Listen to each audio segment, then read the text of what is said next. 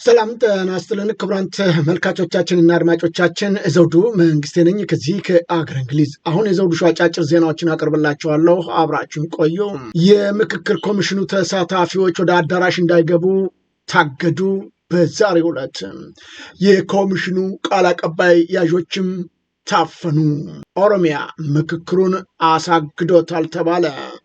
በወለጋ የአማራ ቤቶችም በጠራራ ፀሐይ ተቃጠሉ።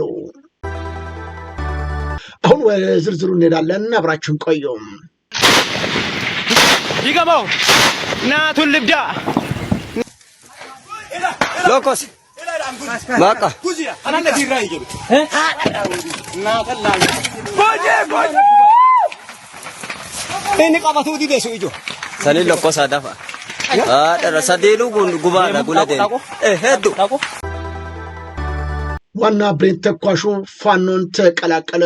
በትላንትናው ዕለት ነው በፋኖ ከፍተኛ ብትር ያረፈበት መከላከያ 11ኛውን ክፍለ ጦር አመራርና አባላቶችን እየካደ ወደ ፋኖ መቀላቀላቸው ነው የተገለጸው። እነዚሁም የተቀላቀሉ አባላቶች አንደኛ ጌታቸው ቢረዳ የ117ኛው ክፍለ ጦር ድሽቃ ምድብተኛ፣ ሁለተኛ አብዱራህማን መሐመድ የ117ኛው ክፍለ ጦር ሁለተኛ ሬጅመንት ዋና ብሬን ተኳሽ፣ ሶስተኛ ያሬድ ሳሞን ከ25ኛው ክፍለ ጦር መከላከያ፣ አራተኛ አብዱ ተገኑ ከ25ኛው ክፍለ ጦር መከላከያ፣ እግዚኦ መሌ ፓራ ኮማንዶ ወደ 74ኛው ክፍለ ጦር ስማቸው ይበልጣል ይንገሳ አያኔው የቀበሌ ሊቀመንበር ሆኖ ሲያገለግል የቆየው ወደ 74ኛው ክፍለ ጦር ከነ ሙሉ ትጥቃቸው 201ኛ ኮር 54ኛ እና 74ኛ ክፍለ ጦርን የተቀላቀሉ ሲሆን በአመራሮቹ አቀባበልም ተደርጎላቸዋል ሲል የአማራ ፋኖ ብሔራዊ ንቅናቄ ጎጃም ጠቅላይ ግዛት ቴዎድሮስ እዝ 201ኛ ኮር ህዝብ ግንኙነት መረጃውን ልኮልናል። በአማራ ፋኖ ብሔራዊ ንቅናቄ አንደኛ ምኒልክ ዕዝ 15ኛ ኮር 152ኛ ክፍለ ጦር አሃዶች በከለላ ወረዳ በለጋዲ ወረዳ እና በጃማ ወረዳ ባካሄዱት አውደ ውጊያዎችም የብልጽግና ወንበር አስጠባቂ ሰራዊት ላይ ከፍተኛ ቁሳይና ሰብአዊ ኪሳራ በማድረግ ድል መቀዳጀታቸው ተገለጸ። በዛሬው ዕለት ነው ከንጋት ጀምሮ 15ኛ ኮር 152ኛ ክፍለ ጦር ሁለተኛ መብረቅ ሻለቃ በከለላ ወረዳ በወሰዱት የደፈጣ አውደ ውጊያ ነው ከ13 በላይ የጠላት ኃይል ሲገደሉ በርካቶች ቆስለው ወደ ደሴ ከተማ መወሰዳቸው ነው የተረጋገጠው። በሌላም በኩል 152ኛ ክፍለ ጦር አንደኛ ደምሳ ሻለቃ ከጃማ ወረዳ በዘርቃሜ አካባቢ በተደረገ አውደ ውጊያም በዙ 3 እና በሞርተር 82 ታግዞ ጦርነት የከፈተው የጠላት ጦር ላይ በተወሰደ እርምጃ በርካታ ወታደሮችና ሙትና ቁስለኛ ተደርገዋልም ተብሏል። በተመሳሳይ ሰዓት 152ኛ ክፍለ ጦር 33ኛ ንስር ሻለቃ በለጋዲ ወረዳ ስር በምትገኘው ሲባ ከተማ በዙሪያ በከፈቱት መብረቃዊ ጥቃት የጠላትን ጦር ተሽመድምዶ አንድ አምቡላንስ ሙት ቁስለኛ ወደ ወራይሉ ከተማ ይዞ እግሬ አውጪ ማለቱን የአማራ ፋኖ ብሔራዊ ንቅናቄ አንደኛ ዕዝ ሚዲያ ኮሚኒኬሽን መምሪያ ለዘውዱ ሾው በላከው መረጃ ገልጧል። በአንገርጉቲን ወረዳ በኦሮሚያ ክልል የገዳ ኮማንዶች በሚደገፉ ኦሮሞ ወጣቶች ወይም ቄሮች የተፈጸመው ጥቃት እጅግ አሳዛኝ መሆኑ ተገለጸ። 3 አረጋውያን አማራዎችም በመጥረቢያ ተቆራርጠው መገደላቸው ነው የተገለጸው። ቤተክርስቲያኖች ተቃጥለዋል። በሺዎች የሚቆጠሩ ተፈናቅለዋል። በአንገርጉቲን በሚገኙ መንደር 1 2 3 4 5 6 እና 22 ውስጥ የሚኖሩ በሺዎች የሚቆጠሩ የአማራ ተወላጆች መፈናቀላቸው ነው የተገለጸው። መንደር 3 እና የፈንዲቃ ቀበሌ ሙሉ በሙሉ የተዘረፈ ሲሆን ቤት ንብረታቸው መቃጠሉም ታውቋል። የለሚ ተክለ ሃይማኖት ቤተክርስቲያንም በእሳት ተቃጥላለች ነው የተባለው። ከአካባቢው ያገኘናቸው መረጃዎች እንደሚያስረዱት ከሆነ ከፈንደቃ መሸሽ ላይ ያሉ ከ70 እስከ 85 ዕድሜ ክልል ውስጥ የሚገኙ 3 የአማራ አረጋውያንም በመጥረቢያ ተቆራርጠው ተገለዋል ነው የተባለው። ይህንም የተፈጸመው በኦሮሚያ ክልል የገዳ ኮማንዶ ኃይሎች በሚደገፉ ቀሪዎች አማካኝነት እንደሆነ የተገለጸው ሲሆን በሰሞኑ በህጋዊ መንገድ የተደራጀው የክልሉ ወታደራዊ ኃይል በፌዴራል ስም የተቋቋመውን ኃይል እንዲሁም በኢመደበኛ አደረጃጀት በክልሉ የተደራጀው ገዳይ ቡድን በአዝምቶ በተለያዩ ወለጋ ቀጠናዎች በፋኖ እየተቀጠቀጡ ቢሆንም ንጹሐንን ግን እየጨፈጨፉ አማራ ከክልላችን ይውጣ ማለታቸውም ነው የተገለጸው። ቤታቸውን ያቃጠሉት ከቤት ወጥተው ሲሮጡም በመትረየስ እንዲህ ሲለቅሟቸው ነበረ። አንበሳ ይገባው ናቱን ልብዳ ናቱን ልቀፋም ባንዶ ከኛታ አፈር ብላ እናትን ልብዳ ብያ ከኛ ደርሰም ወንቁዋስ ወንማይ ጓን ጓቴራ ጓ አጭ ጓቴራ ጎጄ እኔ ቀባቱ ዲደሱ ይጆ ሰሌ ሎኮስ አዳፋ Ada sadelu gubala guladen. Hedu. Be ada bushu satu utali ado sisi dagi. Mujabara bad angu. Ini kamu. Akora kasimba. Ulas jawaga. Kokolo. Ada apa saja? Mulu tiga. Udah galte ruko. Kalau bisa udah dia. Maka aceh karena tarino. Samud gudan ko. Apa sama tu mau? Apa sama tu mau gudan? Apa sama tu? Abi bora tu jaga kan ni gudan jone kan. Lokos. Ada sa. Lokos.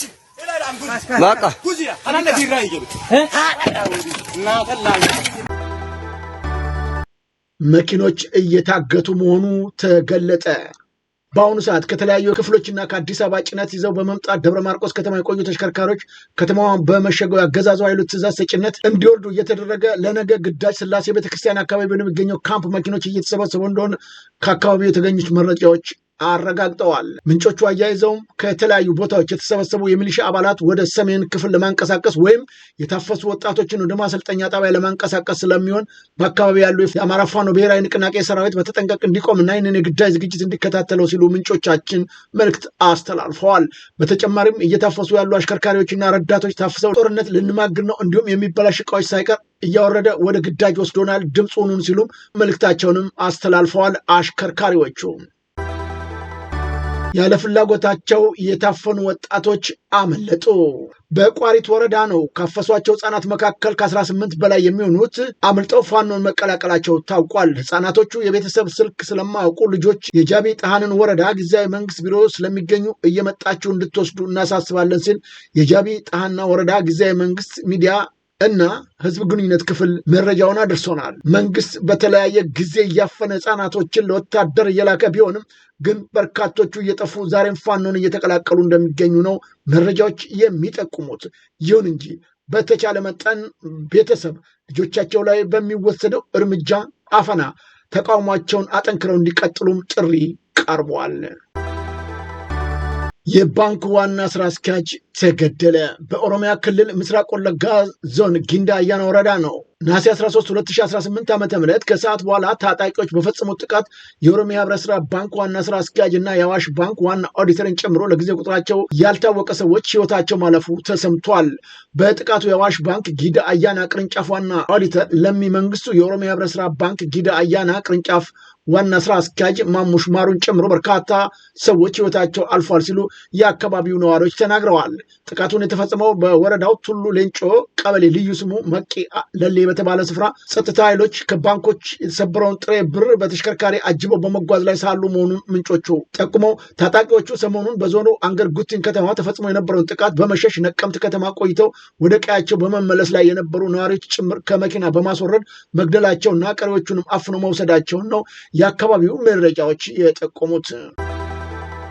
በአማራ ፋኖ ስም መኪና በማስቆም ሲዘርፉ የነበሩ ግለሰቦች ላይ እርምጃ መወሰዱ ተገለጸ። የአማራ ፋኖ ብሔራዊ ንቅናቄ ምኒልክ አንደኛ እዝ ማረጉ ተማረ ክፍለ ጦር ፋኖች ከፍተኛ ክትትል በማድረግ ነው ከላሊበላ ወደ ሰቆጣ በሚጓዙ በቀላል እስከ ከባድ መኪናዎች በማስቆም ከመረዝ በር እስከ ጸዳ ወንዝ እየተዟዟሩ በፋኖ ስም ይዘርፉ የነበሩ ግለሰቦች ላይ ነው እርምጃ የወሰድኩት ብለዋል። ፋኖ ነሐሴ 14 2018 ዓ.ም 303ኛ ኮር አካል የሆኑት ማረጉ ተማረ ክፍለ ጦር እና ተፈራ ማሞ ክፍለ ጦር በሚንቀሳቀሱበት ቀጠና በተለምዶ ሞሰቢት ከሚባለው ቦታ አንድ የካዝኒ ሹፌር በማገት ወደ ጫካ ከወሰዱ በኋላ 1 ሚሊዮን ብር አምጣና የአማራ ፋኖን በማለት ከብልጽግና ተልእኮውን በመቀበል ፋኖን ከህዝብ ለመነጠል ሲያደርጉ የነበረውን እንቅስቃሴ በተደረገው ክትትል ታጥቀው መኪና አግተው 1 ሚሊዮን ብር ሲጠይቁ የነበሩት ተመስገን ባዩ እጅ ከፍንጅ በመያዝ እርምጃ የተወሰደበት ሲሆን ተባባሪዎቹ አለቤ ጎበና እና አለሙ ብርሃኑ የተባሉ ግለሰቦች ሲቆስሉ ጌታውን አዲስ የተባለው ግለሰብ ከተማ በመቀመጥ የተዘረፈውን ገንዘብ በተለያዩ አካውንቶች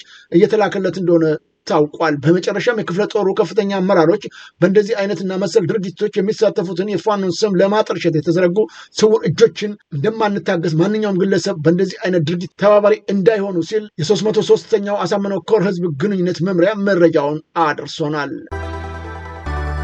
የኦሮሚያ ክልል አዲስ አበባ በሚመለከት ምክረ ሀሳብ ላይ ቅሬታ በማቅረባቸው ምክረ ሀሳቡ ሳይጸድቅ ቀረ። የአዲስ አበባ ባለቤትነት ጉዳይን በተመለከተ በትላንትናው ዕለት በ500 ደረጃ የተነበበው ሰነድ ይፈርማል ተብሎ ቢጠበቅም የኦሮሚያ ክልል ተወካዮች በህገ መንግስቱ ላይ አዲስ አበባና ዋና መቀመጫዋን ይደንገግ የሚል ቅሬታ ለኮሚሽኑ በማቅረባቸው ነው ምክረ ሀሳቡ ዳግም እንዲታይ ምክንያት መሆኑ ተሳታፊዎቹ ተናግረዋል። ጉዳዩ ዳግም መታየት የለበትም፣ በ500 ቡድን ደረጃ ተስማምተናል ያሉ ተሳታፊዎች በበኩላቸው ለኮሚሽኑ ቅሬታ ማቅረባቸውንም አስረድተዋል። ነሐሴ 13 ቀን 2018 ዓ.ም ለርዕሰ ቡድኑ ተመካካሪዎች በንባብ የቀረበው ሰነድ ግን የአዲስ አበባ ፌዴራል ከተማ ትሆን ራሷን በራሷ ታስተዳደር በሚለው ላይ ሁሉም ከስምምነት መድረሱ ያስረዳ ቢሆንም ክልሉ ለርዕሰ ቡድኑ ተመካካሪዎች በንባብ የቀረበው ሰነድ ግን አዲስ አበባ ፌዴራል ከተማ ትሆን ራሷን በራሷ ታስተዳደር በሚል ላይ ሁሉም ከስምምነት መድረሱን ያስረዳል። ክልሉ ከከተማው አስተዳደር ልዩ ጥቅም ማግኘት ስላለበት የሚደነግገው ህገ መንግስቱ ክፍልም የጋራ ጥቅም በሚል እንዲሻሻል ከስምምነት መድረሱን ያክላል። አዲስ አበባ የኦሮሚያ ክልል ዋና መቀመጫ ትሁን ከሚለው ጋር በተያያዘ ግን ሁለት ምክር ሀሳቦች ቀርበው የነበረ ቢሆንም እነሱም ክልሎች የራሳቸው መቀመጫ መወሰን እንዲችሉ በህገ መንግስቱ ይካተት የሚለውን አንደኛው ሲሆን ሁለተኛው ደግሞ በህገ መንግስቱ አንቀጽ 47 ወይም አግባብ ያለው አንቀጽ ላይ የሰፈረው የአዲስ አበባ የኦሮሚያ ክልል መቀመጫ ከመሆኗ ጋር በተያያዘ ከተማዋና ክልሉ የሚመለከቱ ጉዳዮች በህግ ይወሰኑ የሚል ድንጋጌ ይካተት የሚሉ ነበሩ። ይሁንና የኦሮሚያ ክልል ተወካዮች የአዲስ አበባ ኦሮሚያ ክልል ዋና ከተማ መሆኗ በህገ መንግስቱ መካተት አለበት በሚል ቅሬታ ለ500 ቡድኑ ከተነበበ በኋላ ዳግም በማንሳታቸው ምክር ሀሳቡ ሳይጸድቅ ቀርቷል ነው የተባለው። ኮሚሽኑም ጉዳዩን አስመልክቶ የቀረበ ትልቅ ቅሬታ ለመመልከት የክልል ምክር ቤት ጉባኤ ጠርቶ ምክር ሀሳቡን ከ10 ወይም ገና ከጅምሮ የተሰጡ የቡድኑ ምክር ሀሳቦች ዳግም እንዲመለከቱ ከፖለቲካ ፓርቲዎች የጋራ ምክር ቤት፣ ከሃይማኖት አባቶች፣ ከክልሉና ከሁለቱ ከተማ አስተዳደር ከንቲባዎች፣ ከሽማግሌዎችና ከሌሎች ቡድኖች ተወካዮች ተመርጠው ጉዳዩ እንዲጠናቀቅ ኮሚሽኑ እንደተነገራቸው ስማቸው እንዳይጠቀስ የፈለጉ የክልሉ ጉባኤ አባላቶች ተናግረዋል። በሌላም በኩል አሁን ባለው ሂደት ከአዲስ አበባ አጀንዳ ውጭ በሁሉም ምክር ሀሳቦች ላይ ከስምምነት መድረሱ ከተመካካሪዎቹ የተሰማ ቢሆንም ይሁን እንጂ በኦሮሚያ በኩል አዲስ አበባን ለራሳችን ካልተደረገች በሚል ማሳገዱ ነው የተገለጠው።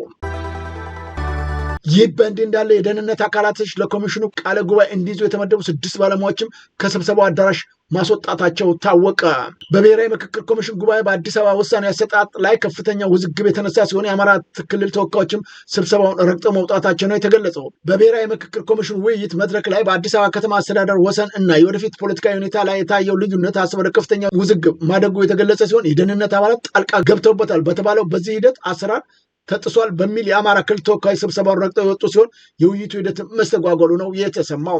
እንደ ምንጮቻችን ገለጻ ከሆነ ውዝግቡ የተቀሰቀሰው ባለ 500 አባላቶች ባለው የስራ ቡድን ቀርቦ የነበረው መጀመሪያ አማራጭ ማለትም አዲስ አበባ ፌዴራል ዋና ከተማና ራሷን በራሷ የማስተዳደር ከክልል ተጽዕኖ ነፃ የሆነ የሚለውን ሀሳብ በስምምነት ከተያዘ በኋላ መሆኑም ታውቋል። በትላንትናው ዕለት በተካሄደው የክልል ተወካዮች ስብሰባ ላይ የአማራ ክልል ርዕሰ መስተዳደር አቶ አረጋ ከበደ እንደዚህ የሚያወዛግቡ አጀንዳዎች ይታገዱ፣ በሚያስማማን ነጥቦች ላይ ብቻ እንወያይ በማለት ሂደቱን የተቃወሙ ሲሆን የክልሉ ተወካዮችም የቀድሞ አሰራር ይከበር በሚል ስብሰባውን ረግጠው መውጣታቸው ተረጋግጧል። በጥበቃ ላይ ለኮሚሽኑ ቃለ ጉባኤ እንዲይዙ የተመደቡ 6 ባለሙያዎችን ከስብሰባው አዳራሽ ማስወጣታቸውና አባላቱ ላይ ጫና ማድረጋቸውም ተገልጿል። እስካሁንም የት እንዳሉም አልታወቀም ነው የተባለው። በሌላም በኩል በሀገራዊ ምክክር ኮሚሽኑ ተሳታፊዎች ወደ አዳራሽ እንዳይገቡ መታገዳቸው በዛሬው ዕለት ተነገረ። በሀገራዊ የምክክር ኮሚሽኑ የምክክር ሂደት ላይ የተሳተፉ ተወካዮች ቅሬታቸውን ለማቅረብ ወደ ኮንቬንሽን ማዕከል ለመግባት ሲሞክሩ ነው በፌዴራል ፖሊስና በብሔራዊ መረጃ ደህንነት አባላት መታገዳቸው የተገለጸው። እንደ ምንጮቹ ገለጻ ከሆነ ተመካካሪዎቹ በወሰኑት መሰረት ቅሬታቸውን ለማቅረብ ነው ከጠዋቱ 2 ሰዓት ጀምሮ ቢሰበሰቡ ወደ ኮንቬንሽን ማዕከል የስብሰባ አዳራሽ ግቢ እንዳይገቡ ከተደረገ በኋላ በዛቻና በማስፈራራት ጭምር ወደ ግቢው እንዳይገቡ መከልከላቸው ተጠቅሷል። ተሳታፊዎቹ ያገኘናቸው መረጃዎች እንደሚያመለክቱት ከሆነ ከፍተኛ ጫና ውስጥ ገብተናል፣ ለህይወታችንም አደጋ ውስጥ ነን ብለዋል። ይህ እገዳ ሊጣል የቻለውም በትላንትናው ዕለት በብልጽግና ፓርቲ በኩል የተላለፈው የ94% የድምፅ ውሳኔ በመሻር በአዲስ አበባ አሳልፎ ለመስጠት የኦሮሞ ብልጽግና ጥቅም ለማስከበር አዳዲስ አንቀጾችን ለማካተት የተወሰነውን የብልጽግና ውሳኔ ተከትሎ ነው የተነሳውን ቅሬታ ለማቅረብ ሲሄዱ እንደሆነ የታወቀው። ይሁን እንጂ ማንም ወደ አዳራሹ እንዳይገባ እግድ መጣሉም ታውቋል። በኦሮሚያ ሸገር ሲቲ የምትገኘው ቤተክርስቲያን ፈረሰች። በኦሮሚያ ክልል በሸገር ከተማ በመን አብቹ በቱፋ ሙና ወረዳ ነው በቅርቡ የተሰራው የአቡነ አብተ ማርያም ቤተክርስቲያን ስርዓቱ ባሰማራቸው ጽንፈኛ ኃይሎች ቤተክርስቲያኗ የፈረሰችው ተብሏል። የኢትዮጵያ ኦርቶዶክስ ተዋሕዶ ቤተክርስቲያን የአማራ ሃይማኖት ተብላ በሐሰት ተፈርጃ በመንግስታዊ መዋቅር ድጋፍ በኦሮሚያ ምድር እየተሳደደች እየነደደች ምዕመናንም እየተጨፈጨፉ ትገኛለች ያሉት የእምነቱ ተከታዮች በተደጋጋሚ ጊዜ ጉዳዩ ለሚመለከተው የኦሮሚያ ክልል ብናመለከትም ሰሚ አላገኘንም ሲሉ እየደረሰባቸው ያለውን ግፍና በደል በግልጽ ተናግረዋል። አሁን ወደ ውጭ ዜናዎች እናመራለን። በስፔን የባህር ዳርቻ ስደተኞችን የጫነች ጀልባ ቱሪስቶች ባሉበት ባህር ዳርቻ ስትደርስ ቱሪስቶቹ ደንግጠው ማምለጣቸው ተነገረ። በስፔን ሙርሲ ክልል በሚገኘው አንድ ታዋቂ ባህር ዳርቻ ላይ ነው በደርዘን የሚቆጠሩ ስደተኞችን የጫነች አንድ ጀልባ በቀጥታ ዳርቻው ላይ ማረፏ ቱሪስቶችን በእጅጉ ማስደንገጡ ነው የተነገረው። በስፍራው የነበሩ ቱሪስቶች እንደሚሉት ጀልባዋ ዳርቻ ላይ እንደደረሰች ስደተኞቹ በፍጥነት በመውረድ ወደ አቅራቢያው አካባቢዎች ተበታትነዋል ብለዋል። ድርጊቱ ድንጋጤን የፈጠረ ሲሆን አንዳንዶቹ ክስተቱን በቪዲዮ ሲቀርጹ፣ ሌሎቹ ደግሞ እቃቸውን ሰብስቦ ከአካባቢው መሸሻቸው ታውቋል። የስፔን ሲቪልና ብሔራዊ ፖሊስ ወደ አካባቢው በመድረስ የስደተኞቹን ማንነት ብዛትና የመጡበትን መስመር ለማወቅ አሰሳ ጀምረዋል ሲሉ የሀገሪቱ መገናኛ ብዙሃን ዘግበውታል። በመካከለኛው አፍሪካ ሪፐብሊክ የወርቅ ማዕድን ጉድጓድ ተደርምሶ የሟቾች ቁጥር ከ100 በላይ ማለፉ ተነገረ። በመካከለኛው አፍሪካ ሪፐብሊክ ምዕራባዊ ክፍል ነው ከካሜሮን ድንበር አቅራቢያ በሚገኘው ዞምቦይ በተባለ መንደር ባህላዊ የወርቅ ማዕድን ማውጫ ጉድጓድ ተደርምሶ የሞቱ ሰዎች ቁጥር ከ100 ማለፉ ነው የተነገረው። በአደጋው ከተጎዱት ሕይወታቸውን ካጡት መካከልም የመካከለኛው አፍሪካ ሪፐብሊክ ዜጎችና የጎረቤቱ ካሜሮን ዜጎች እንደሚገኙበትም ታውቋል።